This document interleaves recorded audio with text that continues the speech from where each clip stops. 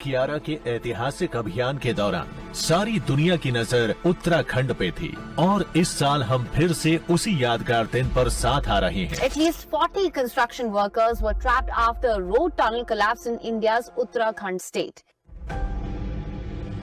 और एक और बड़ी खबर है आज 41 जिंदगियां उत्तरकाशी की सिलक्यारा टनल में जिंदगी की जंग भी 45 से 60 मीटर तक मलबा जमा 10 घंटे में तमाम जो मजदूर फंसे हुए उन्हें बाहर निकाला जा सकेगा। आदरणीय प्रधानमंत्री श्री नरेंद्र मोदी जी के कुशल नेतृत्व और मार्गदर्शन में सिलक्यारा का सफल विजय अभियान पूरे देश, हिमालयी क्षेत्र और विशेषकर उत्तराखंड के लिए आपदा प्रबंधन के क्षेत्र में एक विशेष अध्याय रहा है। उत्तराखंड ज्ञान और विज्ञान की भूमि है। इसी भूमि पर प्रतिवर्ष हम सिलक्यारा विजय अभियान पर राष्ट्रीय और अंतर्राष्ट्रीय संस्थानों के सहयोग से वैश्विक स्तर पर आपदा प्रबंधन और जलवायु परिवर्तन पर सम्मेलनों का आयोजन करते रहे हैं। इससे पहले हुई 3 प्री समिट्स दिल्ली, मुंबई और बेंगलुरु ने इस अभियान को मजबूत बुनियाद दी। अब ये वैश्विक मंच तैयार है हिमालय की गोद में, देहरादून में, जहां विज्ञान, नीति और मानवता मिलकर एक सुदृढ़ और सुरक्षित पृथ्वी की दिशा तय करेंगे। चुनौतियां किसी अकेले देश, जाति या समाज की नहीं है। इस हिमालय से संपूर्ण विश्व में प्रेम, सौहार्द, आशा और शांति का संदेश प्रसारित हो। इसलिए शिक्षा, साहित्य, ज्ञान, विज्ञान एवं नवाचार की इस द्रोण भूमि देहरादून में 28 से 30 नवंबर 2025 तक आयोजित होने वाली विश्व आपदा प्रबंधन सम्मेलन में आप सभी का बहुत बहुत स्वागत है। आइए इस महान वैश्विक आयोजन को सफल बनाएं। साथ सोचेंगे, साथ लड़ेंगे और साथ जीतेंगे।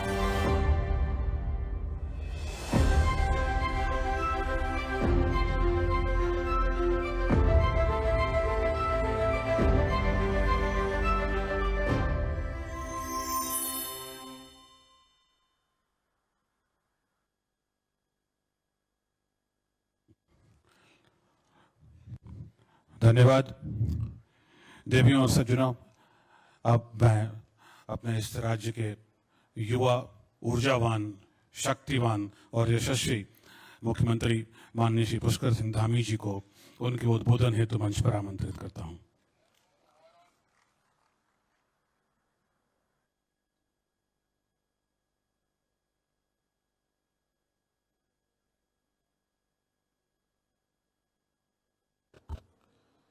भारत माता की, भारत माता की।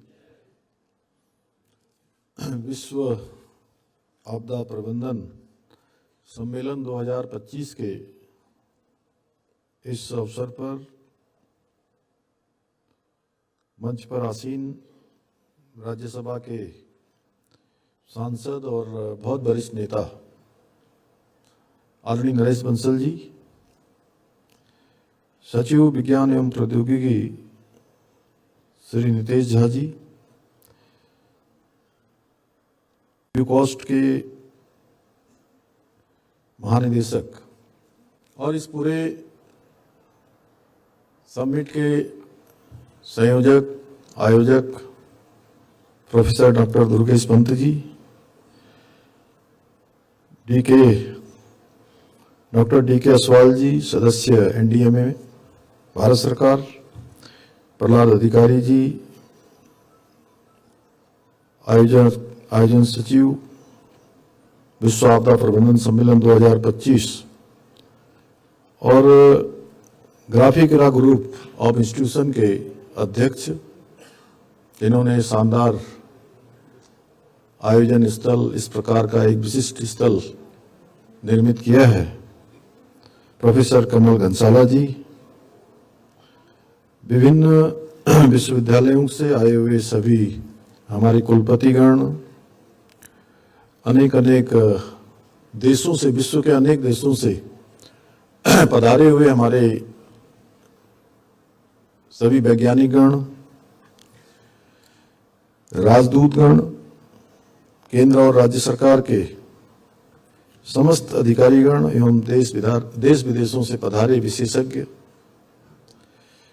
शोधकर्ता सहित उपस्थित सभी गणमान्य महानुभावों का मैं आज के इस बहुत विशिष्ट सम्मेलन में आप सबका देवभूमि उत्तराखंड के मुख्य सेवक के रूप में आप सबका हृदय से स्वागत करता हूं, आप सबका अभिनंदन करता हूं। मेरे लिए बहुत हर्ष का विषय है कि आज हिमालय के द्वार देहरादून में आयोजित इस विश्व आपदा प्रबंधन सम्मेलन में आप सभी महानुभावों के बीच उपस्थित होने का मुझे भी शुभ अवसर प्राप्त हो रहा है। मुझे बताया गया जैसा कि 3 दिन तक ये सम्मेलन अनवरत रूप से चलेगा, जिसमें सभी हमारे देश और दुनिया के हिमालय राज्यों के प्रतिनिधि, देश दुनिया से आए वैज्ञानिक, शोधकर्ता, हिमालय क्षेत्र में जलवायु परिवर्तन, आपदा प्रबंधन और जितनी भी ये समस्याएं जिनका हमने अभी भारत सरकार के हमारे मंत्री आदरणीय डॉक्टर जितेंद्र सिंह जी ने उल्लेख किया, आज कार्यक्रम के आयोजक के नाते, संयोजक के नाते प्रोफेसर दुर्गेश पंत जी ने किया और नितेश जी ने भी बातें रखी हैं। जो भी चुनौतियां आज हमारे सामने हैं उन पर हम बहुत गहनता से विचार विमर्श करेंगे। साथ ही आज जो तकनीकी नवाचार है, अनुसंधान है, वैश्विक साझेदारी है, उसको और मजबूत करने के लिए और सुदृढ़ बनाने के लिए ठोस रणनीतियों पर कैसे काम हो, कैसे ठोस रणनीतियां बनाई जाएं, उन सभी पर चर्चा होगी। मुझे पूरा विश्वास है कि इस सम्मेलन से प्राप्त होने वाली समस्त प्रकार की जानकारियां, सुझाव, समाधान न केवल उत्तराखंड राज्य के लिए बल्कि पूरे विश्व के लिए उपयोगी साबित होंगे। भाइयों बहनों, जब हम हिमालय की बात करते हैं तो हिमालय मात्र बर्फीली चोटियों और विस्तृत पर्वतमालाओं का केवल समूह मात्र नहीं है, बल्कि संपूर्ण भारतीय उपमहाद्वीप का जीवन स्रोत भी है। इसकी ऊंची चोटियां, विस्तृत ग्लेशियर, नदियां और जैव विविधता से भरपूर वन संपदा हमें न केवल प्राकृतिक सौंदर्य का अनुभव कराती है, बल्कि पर्यावरणीय संतुलन बनाए रखने में भी बहुत महत्वपूर्ण भूमिका निभाती है। हिमालय की विशाल हिमनद प्रणाली न केवल पूरे एशिया के जलवायु मॉडल को नियंत्रित करती है, बल्कि वैश्विक कार्बन चक्र में भी अपनी महत्वपूर्ण भूमिका निभाती है। परंतु आज जलवायु परिवर्तन, अनियंत्रित विकास, प्राकृतिक संसाधनों का अंधाधुंध दोहन हिमालय के संतुलन को बिगाड़ रहे हैं। एक प्रकार का असंतुलन पैदा हो रहा है। हम सभी देख रहे हैं कि हिमालय क्षेत्रों में, विशेषकर उच्च हिमालय क्षेत्रों में जलवायु परिवर्तन के गंभीर प्रभाव स्पष्ट रूप से दिखाई दे रहे हैं। वर्षा की तीव्रता लगातार बढ़ रही है और अप्रत्याशित रूप से क्लाउड बर्स्ट तथा उनके परिणाम स्वरूप भूस्खलन जैसी घटनाएं बार बार घटित हो रही हैं। और बहुत बार तो लगता है कि जो मौसम है वो एकदम से बदल रहा है। जैसे अगर मैं इस वर्ष की बात करूं तो पूरे उत्तराखंड के अंदर अधिकांश स्थानों पर हमने गर्मी का अनुभव ही नहीं किया। बहुत बार ऐसा लगता है कि अभी बरसात का समय नहीं है, लेकिन बरसात होने लगती है। बहुत बार लगता है कि सर्दी होनी चाहिए, सर्दी नहीं होती है। गर्मी होनी चाहिए, गर्मी नहीं होती है। लगातार इस प्रकार से जो मौसम बदल रहा है, अनेक घटनाएं हो रही हैं, आपदाएं हो रही हैं। मेरा मानना है इन सभी गंभीर चुनौतियों से प्रभावी रूप से निपटने के लिए वैज्ञानिक संस्थान हैं, हमारे शोधकर्ता हैं, नीति निर्माता हैं, क्षेत्रीय विशेषज्ञ हैं, इन सब के बीच में बहुत मजबूत समन्वय की आवश्यकता है। एक अच्छा कोऑर्डिनेशन बनना बहुत जरूरी है। और इस दिशा में जो पिछले 2 वर्षों से, तीसरा वर्ष हो गया है, तीसरे 3 वर्षों से लगातार अनवरत रूप से ये जो विश्व आपदा प्रबंधन का सम्मेलन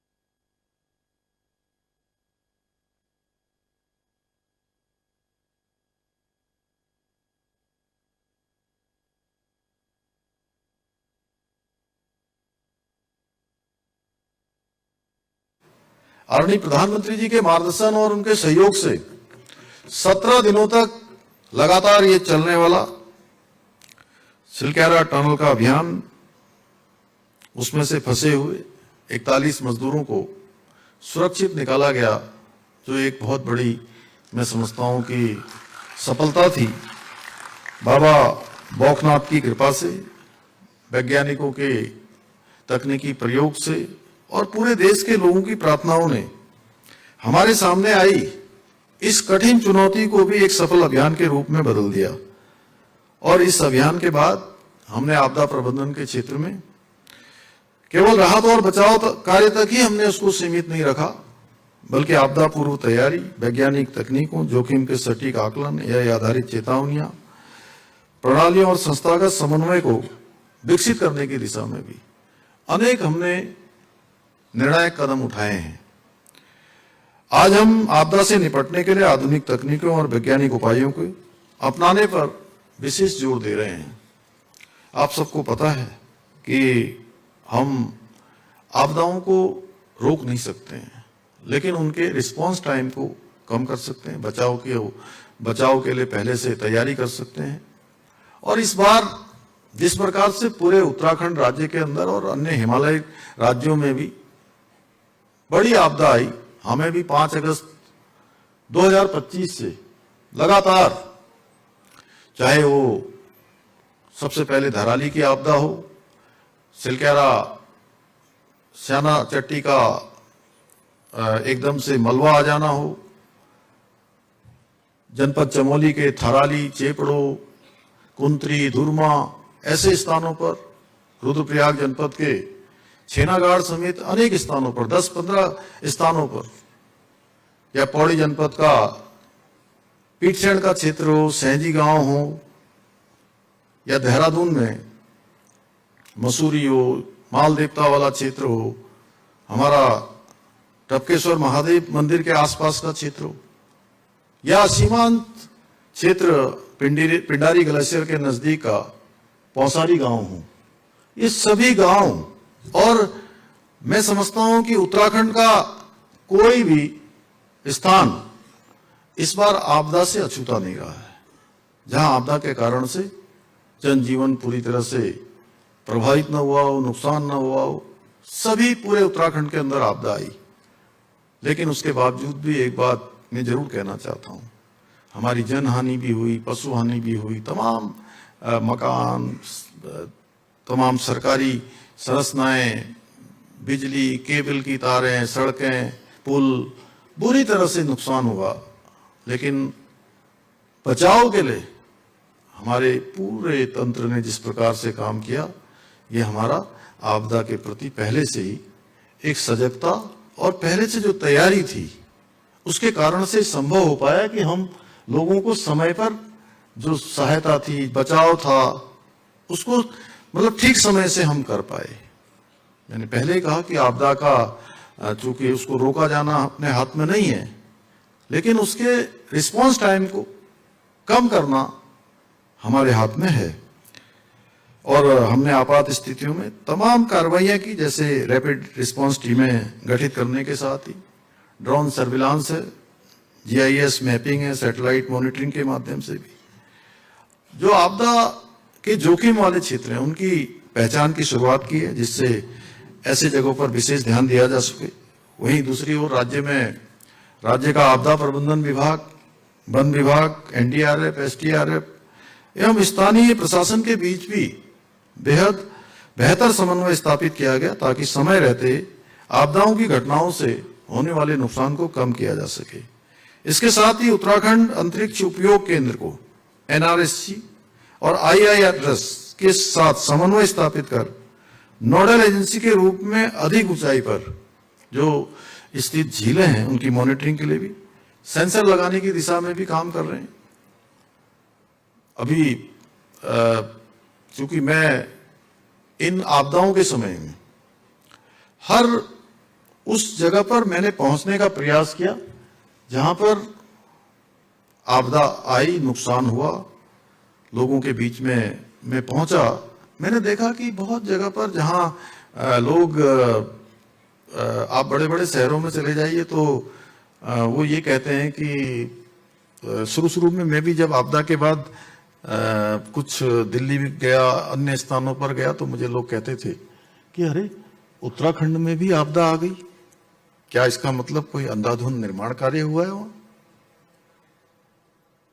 तो मैं थोड़ा हैरान हो जाता था। मुझे लगता था कि अब इनसे कोई पूछे कि भाई आप सैंजी गांव पौड़ी चले जाइए, किसी ने अगर पौड़ी जनपद का भरसार विश्वविद्यालय से आगे का क्षेत्र देखा होगा, कृषि के क्षेत्र में काम करने वाले, वहां कोई निर्माण कार्य नहीं है जी। असवाल साहब, कोई निर्माण कार्य नहीं। आप पौसारी गांव चले जाइए, बागेश्वर का सीमांत क्षेत्र,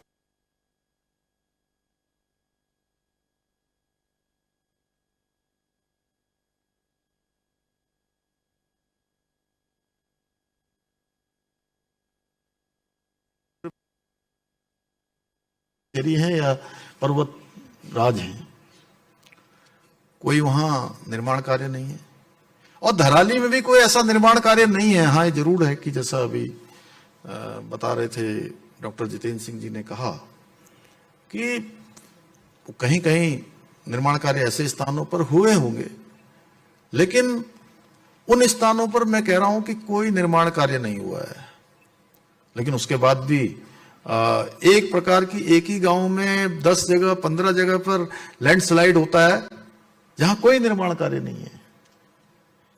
भवन भी बने हैं तो बहुत पुराने वाले, पुरानी पद्धति के। तो मैंने कहा इसके लिए केवल निर्माण कार्य के लिए हम जिम्मेदार नहीं हैं, इसके लिए वो जिम्मेदार हैं, दुनिया के वो देश जिम्मेदार हैं, वो लोग जिम्मेदार हैं जिन्होंने इस भूमंडल का तापमान सबसे ज्यादा बढ़ाया है। सबसे ज्यादा जिन्होंने इस तापमान को बढ़ाया है, टेम्परेचर बढ़ाया है। हम तो पूरे देश को पानी दे रहे हैं, शुद्ध हवा दे रहे हैं, अच्छा पर्यावरण दे रहे हैं। हमारे यहां से गंगा यमुना जैसी अनेक नदियां निकलकर सबको जल और जीवन देने का काम कर रही हैं। 71% भूभाग हमारा फॉरेस्ट है, हिम ग्लेशियर हैं, पर्वतराज हिमालय है हमारे यहां। तो निश्चित रूप से ये इस सम्मेलन में, चूंकि मुझे ये बात कहते कहते मुझे ध्यान में आया कि जहां इतने सारे आपदा के विशेषज्ञ हों, वैज्ञानिक हों, शोधकर्ता हों, अनेक नवाचारों को करने वाले हमारे 50 से भी अधिक देशों के प्रतिनिधि यहां आए हैं, तो उनके लिए ये एक शोध का विषय होना चाहिए कि आखिर ऐसा क्या कारण है कि एकदम से क्लाउड फटता है एक जगह पर और वहां कोई निर्माण कार्य नहीं है, और एकदम से अपने साथ बड़ा सा मलबा बहुत सारा स्लाइड लेकर आ जाता है। और ऐसा स्लाइड कि वो उसके बाद घरों को तो ऐसे लगता है जैसे कोई ब्लेड से जो है घास काटते हुए चली जाती है, जैसे ब्लेड, इतना बड़ा फ्लैश आता है। और वो एक स्थान पर नहीं, सभी स्थानों पर एक जैसा है। तो ये बड़ा शोध का विषय है हमारे लिए। इसके अतिरिक्त हम लोग जो अभी जितेंद्र सिंह जी ने भी यहाँ पर और हमारे लिए यहाँ घोषणा करी है 3 स्थानों के लिए, हरिद्वार, पंतनगर और औली के लिए, मैं उनका भी बहुत धन्यवाद करता हूँ। और अर्ली वार्निंग जो सिस्टम है उसको भी हम मजबूत करने पर विशेष ध्यान दे रहे हैं, ताकि समय पर लोगों को चेतावनी दी जा सके। इसके अलावा हम मौसम का भी पूर्वानुमान लगाकर जलवायु परिवर्तन पर शोध के लिए भी डेटा एनालिटिक्स, सैटेलाइट इमेजरी के उपयोग की दिशा में भी हम राज्य के अंदर काम कर रहे हैं। इतना ही नहीं, हम पर्यावरण को संतुलित करने के लिए पौधारोपण अभियान है, जल संरक्षण है, पर्यावरण जागरूकता के कार्यक्रम हैं, इसको भी हम निरंतर आगे बढ़ा रहे हैं, निरंतर प्रयास कर रहे हैं। यही नहीं, हमने जलवायु परिवर्तन के प्रभाव को कम करने के लिए सौर ऊर्जा सहित अन्य हरित ऊर्जा स्रोतों को बढ़ावा देने के लिए भी अनेक महत्वपूर्ण योजनाएं प्रारंभ की हैं। इसके साथ ही हम प्रदेश में जल संरक्षण को बढ़ावा देने के उद्देश्य से स्प्रिंग रिजुविनेशन अथॉरिटी यानी सारा का गठन किया है, जिसके अंतर्गत राज्य के जो परंपरागत हमारे जल स्रोत हैं, नाले हैं, धारे हैं, तमाम प्रकार के जो स्रोत हैं, जो रिचार्ज करने की जिनको जरूरत है, जो बिल्कुल सूख गए हैं, बरसाती नदियां हैं, उनका एक प्रकार से कैसे फिर से उनका चिन्हीकरण करके उनका उपचार किया जाए। और हम राज्य में प्लास्टिक वेस्ट के प्रबंधन के लिए डिजिटल डिपॉजिट रिफंड सिस्टम भी हमने प्रारंभ किया है। और मुझे आप सबको बताते हुए प्रसन्नता है कि यह हमारी छोटी सी पहल हम हिमालय क्षेत्र में 72 टन कार्बन उत्सर्जन को कम करने में इसके माध्यम से हमें सफलता प्राप्त हुई है। विभिन्न क्षेत्रों में इस प्रकार अपनाए गए हमारे नवाचारों का परिणाम है कि नीति आयोग द्वारा जारी इंडेक्स रिपोर्ट में उत्तराखंड को देश में पहला स्थान प्राप्त हुआ है उस इंडेक्स में। भाइयों बहनों, हमारी सनातन संस्कृति में प्रकृति को मां मानकर पूजने की परंपरा रही है। हमारे त्योहार, हमारे पर्व, हमारे संपूर्ण जीवन पद्धति में प्रकृति के प्रति सम्मान, संरक्षण, सह-अस्तित्व की भावना गहराई से रची बसी है। हमारी संस्कृति में भी है, हमारे संस्कारों में भी है।